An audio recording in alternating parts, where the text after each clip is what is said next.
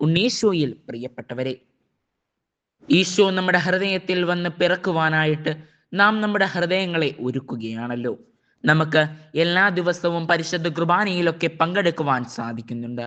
മലയിലെ പ്രസംഗത്തിൽ ഈശോ ഇപ്രകാരം അരുൾ ചെയ്യുന്നുണ്ട്: നീതിക്ക് വേണ്ടി പീഡനം ഏൽക്കുന്നവർ ഭാഗ്യവാന്മാർ, സ്വർഗരാജ്യം അവരുടേതാണ്.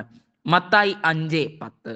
ക്രിസ്ത്യാനിയായതുകൊണ്ട് പീഡനങ്ങൾ അനുഭവിക്കുന്ന അനേകം ആളുകൾ ലോകത്തിന്റെ പല ഭാഗത്തും നമുക്ക് കാണാൻ സാധിക്കുന്നുണ്ട്. ചെറിയ ചെറിയ വംശീയതകൾ മുതൽ പീഡനങ്ങളും കൊലപാതകങ്ങളും വരെ അനുഭവിക്കുന്ന ക്രൈസ്തവർ എല്ലായിടത്തുമുണ്ട്.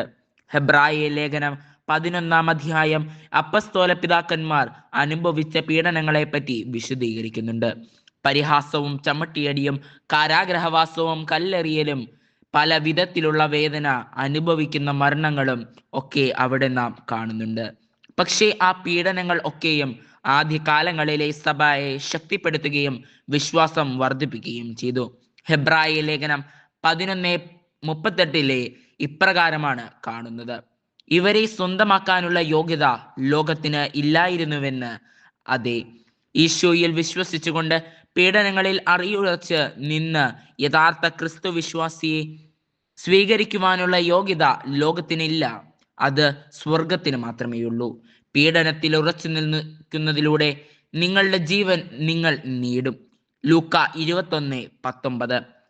ഈ വചനങ്ങൾ ഹൃദയത്തിൽ സംഗ്രഹിച്ചുകൊണ്ട് പീഡനങ്ങൾ അനുഭവിക്കുന്നവർ വിശ്വസ്തദാർഢ്യത്തോടെ ജീവിക്കുവാൻ നമുക്ക് പ്രാർത്ഥിക്കാം.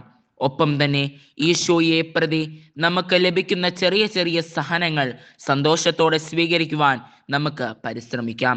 ശരീരത്തിൽ പീഡനമേറ്റ് ക്രിസ്തുവിന്റെ മനോഭാവം നിങ്ങൾക്ക് ആയുധമായിരിക്കട്ടെ. എന്തെന്നാൽ ശരീരത്തിൽ സംഭവിച്ചിട്ടുള്ള വൻ പാപത്തോട് വിടവാങ്ങേണ്ടിയിരിക്കുന്നു. 1 പത്രോസ് 4:1. നമുക്കിന്ന് 10 സ്വർഗസ്ഥനായ പിതാവെ ചൊല്ലി ക്രൈസ്തവരായതുകൊണ്ട് പീഡനം അനുഭവിക്കുന്നവർക്ക് വേണ്ടി പ്രാർത്ഥിക്കാം.